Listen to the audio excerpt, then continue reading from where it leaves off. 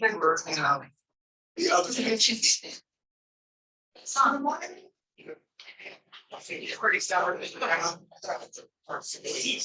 With shoulders. Thank you, my Jamie.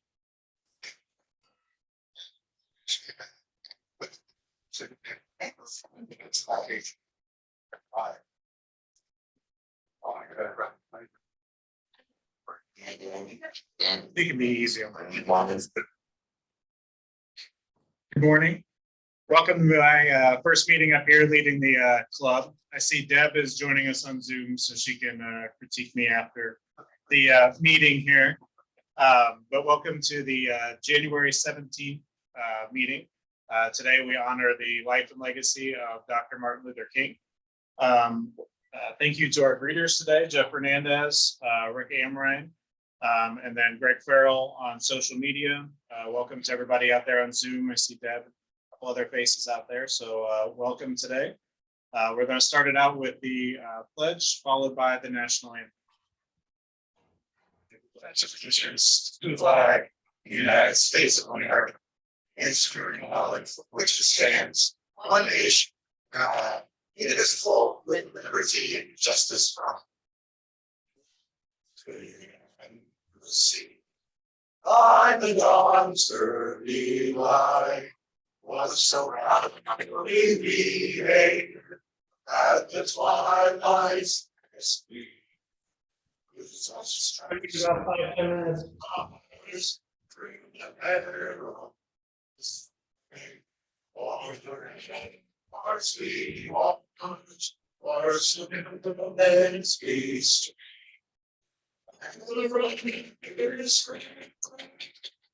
About to stay in the night that our flag was still there. Oh, save us as stars spangled banner yet wave. Oh, and no free.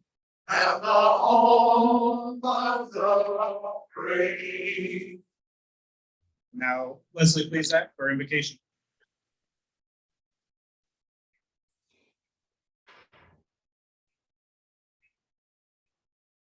Good afternoon, everyone. On this MLK Day, I wanted to share a few thoughts from Sonic Forum speaker Brian Stevenson. He spoke to our audience on Sunday, December 5th. For those of you who aren't familiar with Brian Stevenson, he's a public interest lawyer who has dedicated his career to helping the poor, the incarcerated, and the condemned. He's the founder and the executive director of the Equal Justice Initiative, an Alabama-based group that has won major legal challenges, eliminating excessive and unfair sentencing, exonerating innocent prisoners on death row, and confronting abuse of the incarcerated and the mentally ill. And in 2012, EJI won a historic ruling in the U.S. Supreme Court holding that mandatory life without parole sentences for all children 17 or younger are unconstitutional. Stevenson's work fighting poverty and challenging racial discrimination in the criminal justice system has won him numerous awards. He's a graduate of Harvard Law School, and he shared with us some very interesting thoughts that I'm going to share with you now. He said, "There is a justice deficit in our nation. Our very democracy is being challenged by people who seem to prefer their partisan perspective over the health of their community. To address the justice deficit in Northwest Indiana and the rest of the nation," he said, "the first step is to get closer to the poor and other groups who are marginalized. When you're separated, you don't hear what needs to be done and how it affects others. When we get close to people who are different and have different perspectives, affirm their perspective and their humanity," Stevenson urged, "I believe it is the essence of what it means to do justice. We have to get close enough to embrace people who are struggling, to embrace people who are suffering," he said. One of my personal favorite authors, social scientist Brene Brown, calls us to courage and echoes Brian Stevenson's sentiments when she encourages us to move closer to each other, because she says people are hard to hate close up. Consider that in your own life, someone you know that you may have thought differently about before you got to know them. So on this day of reverence, Who will you get close to? Who will you learn more about? How will you understand the plight of those around us? In closing, Brian Stevenson inspired us a few weeks ago when he said, "My interest is liberation. I believe there is something better waiting for us," he said. "We cannot get there if we do not commit to truth and justice." Hope, too, is vital. Your hope is your superpower. He went on to say that hope is the thing that allows us to do the things that must be done. Do justice and love mercy, Stevenson said. Collectively, we can create a just society. I ask you as Rotarians who believe in service above self that we consider these words today. Thank you. Amen. Thank you, Leslie. Now to introduce our guests, we're camera.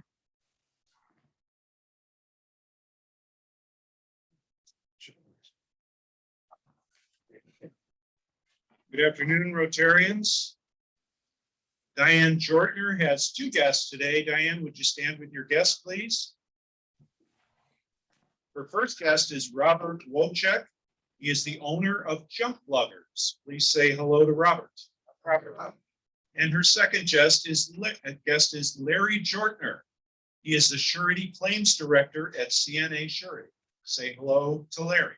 Okay. Thank you.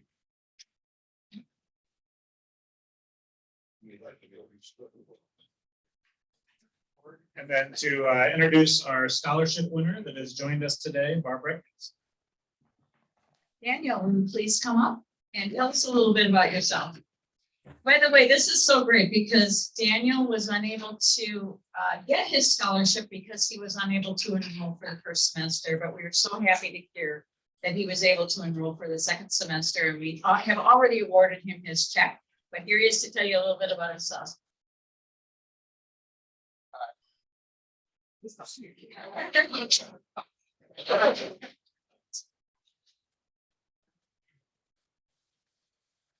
Oh, you could just talk.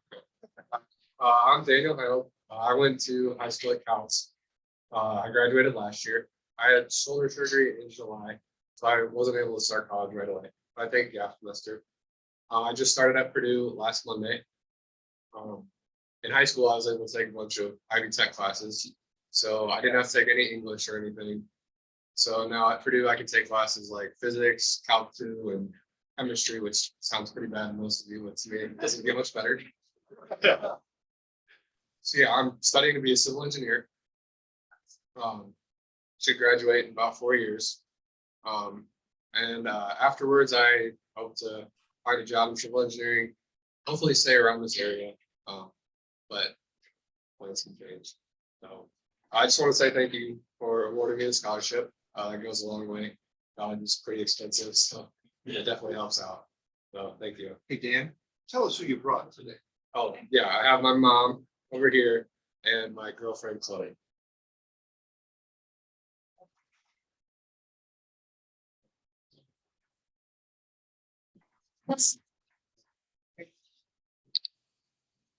Thank you for being the one that threw up the microphone, so I didn't have to.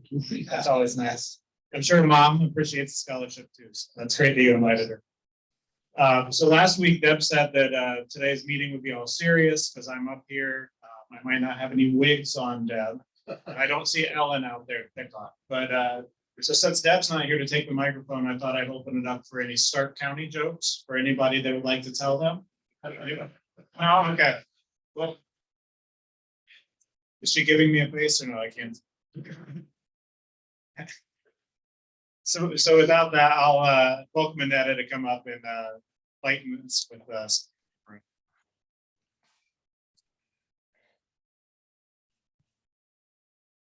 Well, today I brought with me some tips for making your 2022 great. But before that, let's have some good news. Who's got good news? Don't everybody jump at once. I know we had some good news over here at the table. My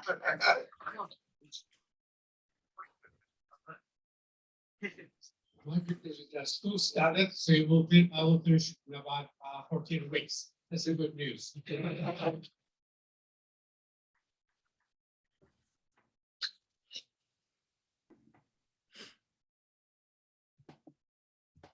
It's been a long time since I've been here, but my older daughter Madeline got married to Tyler Jenkins. He finished his PhD at North Carolina State in mechanical engineering.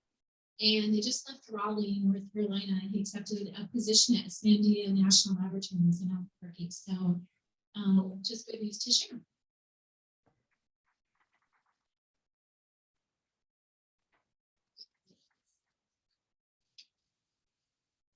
Just, oh, okay. All right. Any other good news?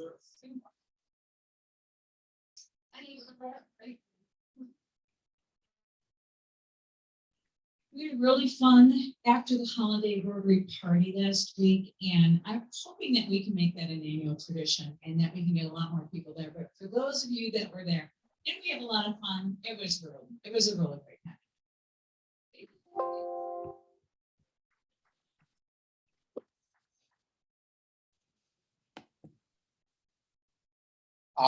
Excuse me, I'm happy to announce that the VNA Hospice has hired a new community liaison. Great. She is our own Amy Wolf, sitting right over here.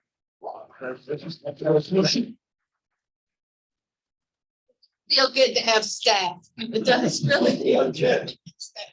Any other good news? All right. Just a few thoughts from me. You know how that goes. Anyway, so some of you may have already fallen off your resolutions. And so I just think that we need to be reminded that we shouldn't set specific goals for resolutions, but rather we should set, I just read this, so it's not really my idea, but we should set an endpoint for our resolutions, things that we should project and want to achieve throughout the year. So here are my tips. Think positively. Become a positive thinker. Remember that what you think about, you bring about. I don't know, that's probably a quote from somebody, but I can't remember who. Be joy, spark more joy. Now that doesn't require decluttering. It just means to do things that make you feel like you're grinning inside. Also, be kind. Let Martin Luther King be your inspiration and spread some kindness today as well as every day. So to get started, here's some ideas. Give a compliment. You can start just by complimenting the person right next to you today. Or, hey, you can also compliment your spouse or your significant other or your girlfriend or your boyfriend. You know, that's great. That's a good thing to do every day. Give someone your Aldi's cart with the quarter still in it. I always love it when that happens. Let someone go ahead of you in line. Now that's a struggle whenever they've got a full cart of groceries, but try it. It'll make you feel good as well as they'll feel good. Hold the door open for someone and say thank you for the folks that showed up to work today. Wendy, you all staff, thank you for being here today. We sure appreciate it. I know that these are all small acts of kindness, but that smile that you give to someone, even though it's just for a moment, will help to make their day, and it will all be worth it to you and to them. And really, truly, Rotarians, isn't that what builds goodwill, better friendships, and is beneficial to all concerned? With that, everybody have a great week. Thank you, Netta. So general announcements, if you did not sign up on your way in when you paid for lunch this morning, we will be doing a field trip next week to Craft Auction Service. So we'll be providing box lunches for that. So if you didn't get a chance to sign up, please sign up on your way out. And if you're joining us on Zoom, please go ahead, if you do plan on attending, to put your name and yes next to your name in the chat, and we will grab that so we can make sure to order the correct number of box lunches for that. The cost is $14. And if you don't get a chance to sign up today, email me by the end of the day tomorrow, and we can get you on there. So should be exciting. For those attending, Jonathan has said to use the first entrance right when you turn off of 30 and turn on the, I think it's 425 or something, 450. And then use the front entrance there. So it should be really fun. I know I've been out there in years past and they have all the cars out, motorcycles, type stuff. So it'll be a fun week. I'm sure he's probably catching up on sleep right now from having their first weekend of it last weekend. So join us with them. And then next up, we have Bill Whitby to introduce our guest speaker for the leadership series.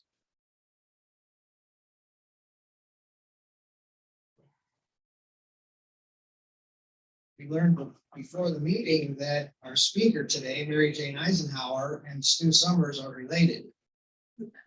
They're cousins of some kind, some degree, but cousins nonetheless. So today we do have the good fortune of hearing from one of the most well-known and highly respected leaders in the field of early childhood development, Dr. Mary Jane Eisenhower.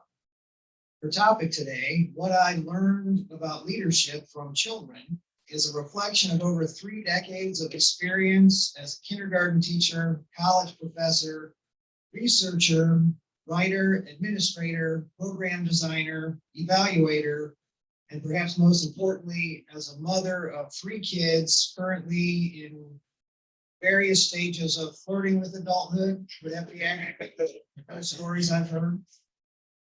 Dr. Eisenhower holds bachelor's and master's degrees from Northwestern University and a Doctor of Education in Early Childhood Curriculum from National Louis University in Chicago.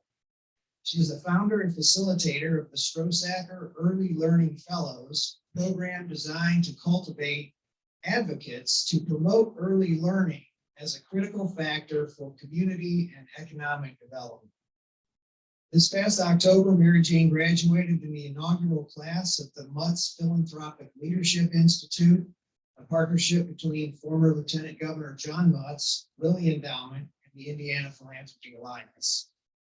In June of last year, Mary Jane left her teaching and administrative positions at Purdue Northwest to become the founding executive director of First Things First Porter County, a collective impact initiative focused solely on elevating the way our community prioritizes early childhood experiences. First Things First is currently housed at the Porter County Community Foundation, and you'll hear more about it specifically in a future Rotary program. Hope. For now, I can tell you that the foundation, staff, and board of directors consider it a tremendous privilege to be working alongside Mary Jane in this promising, important new venture. She is a true source of inspiration, enthusiasm, and encouragement, and she is an absolute joy to be around every day. Please welcome Mary Jane Eisenhower.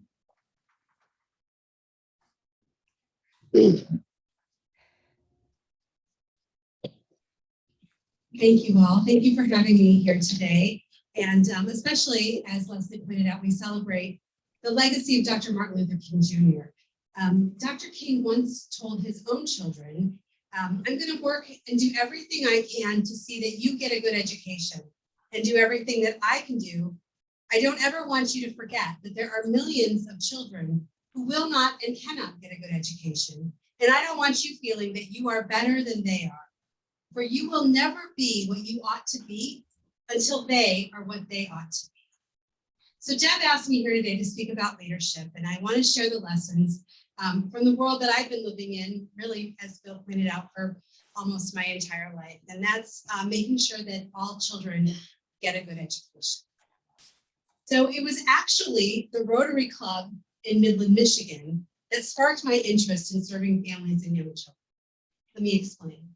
In 1986, Major Yoder of the Salvation Army in my hometown decided that he would start a supper camp, and he called it SHARE. Nobody can remember what that stands for anymore, but SHARE was the afternoon.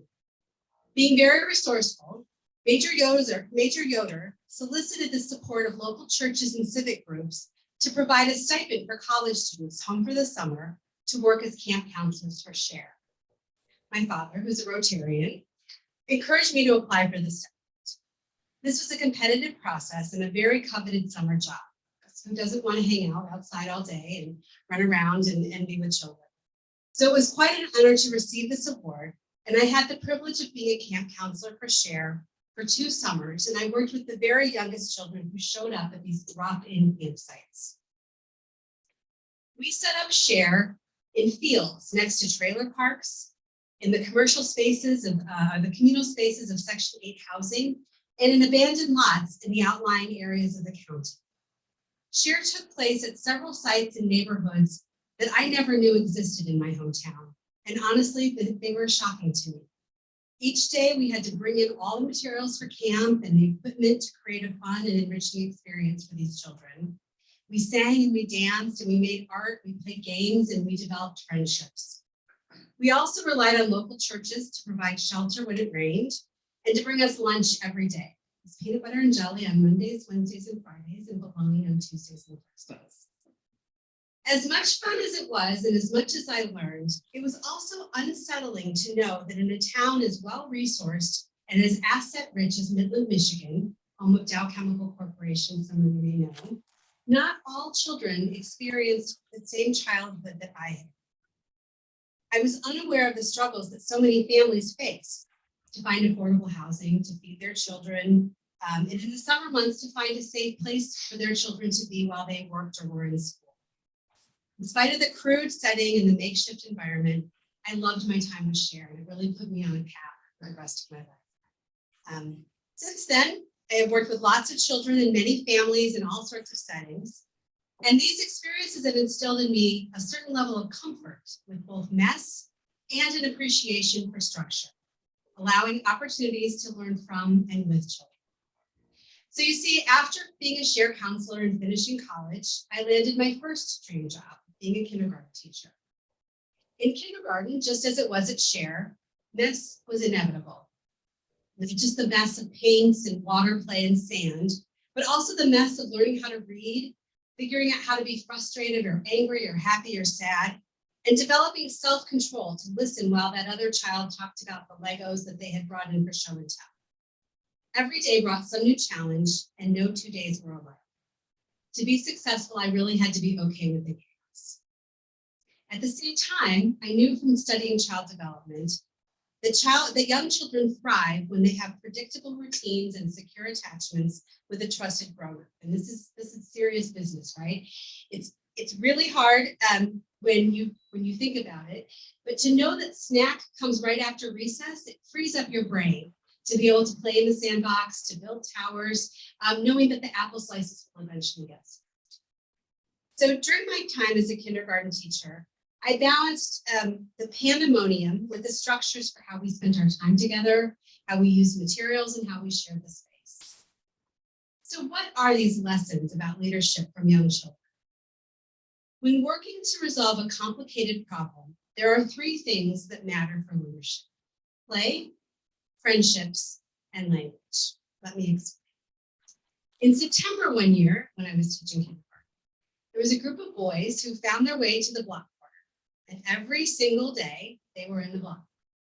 At first, they were kind of working on their own. They would build towers, they would knock down towers, they would make ramps, they would build enclosures. And I noticed that over the course of a few days and a couple of weeks, their play became more coordinated, and they were definitely starting to all join in the same game. There was a system to their play.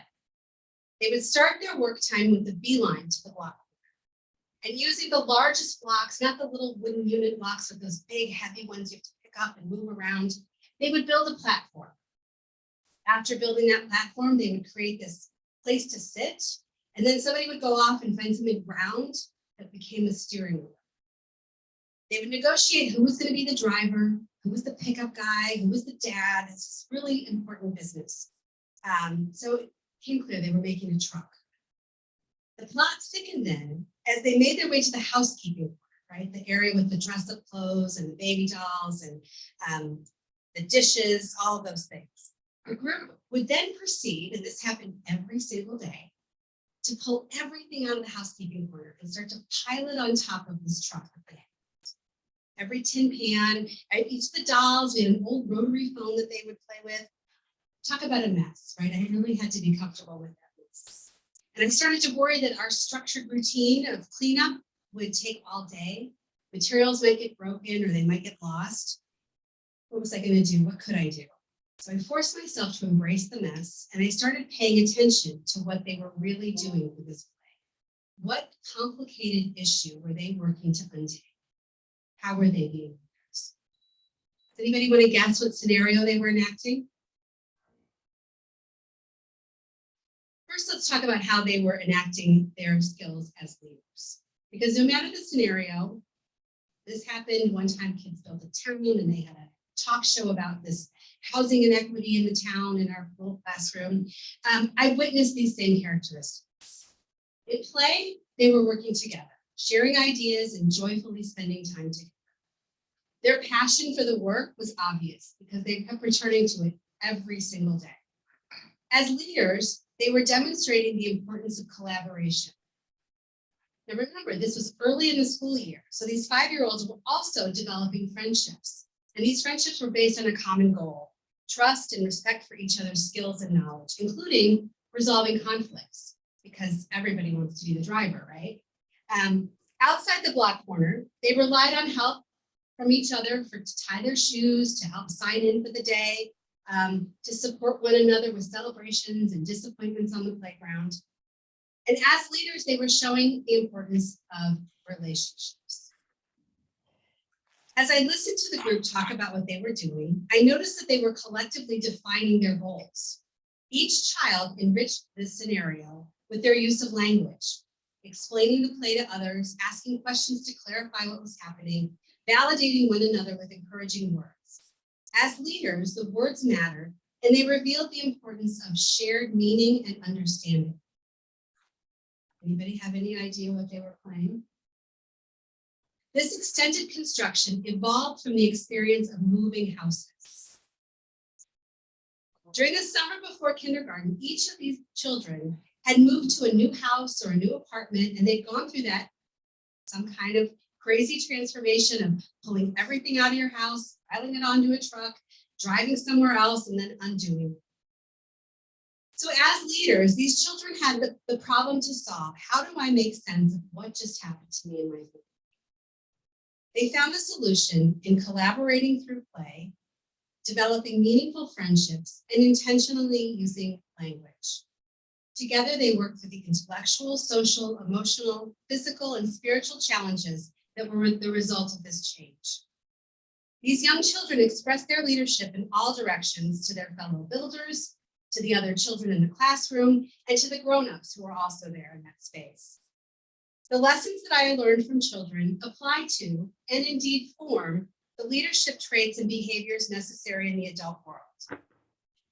My time as a counselor at Share, thanks to the Midland Rotary Club, was just the beginning of what has become my calling, working to ensure that every child has an opportunity to develop and thrive, no matter their zip code or their street address within that. My new position with the Porter County Community Foundation is helping to establish First Things First Porter County. Each of us in Porter County cannot be what we ought to be until all of us are what we ought to be. The lessons I have learned about the importance of collaboration, developing relationships, and creating shared meaning are at the heart of First Things First Porter County. And I challenge each of you now to think about where you might incorporate play, relationships, and language into your roles in the world. Thank you very much.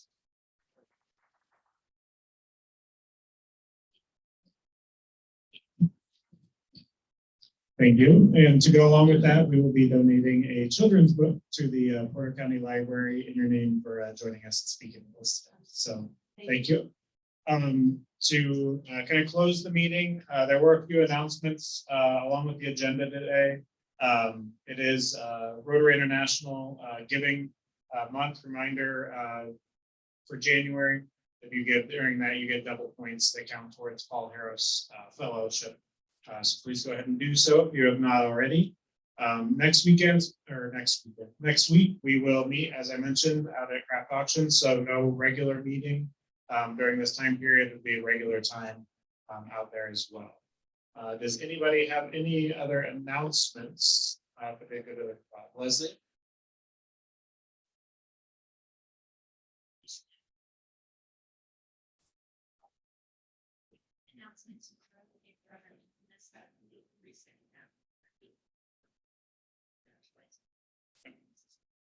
On Zoom, that attends the cyanide forums. As I mentioned, there was a recent cancellation, and it was April 3rd. April 3rd is the rescheduled date for that. So you'll be getting a notification Press that. No other announcements. We will close the four-way test.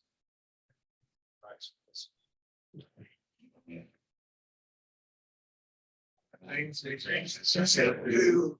true? Is it fair to all concerned? Will it build goodwill and better friendships? Will it be beneficial to all concerned? Thanks, everyone. So there was a guy told me in that he's going to some bank. Which one? Yeah. Really enjoy it.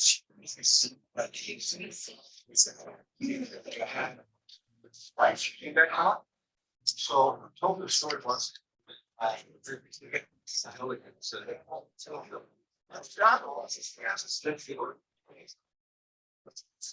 John.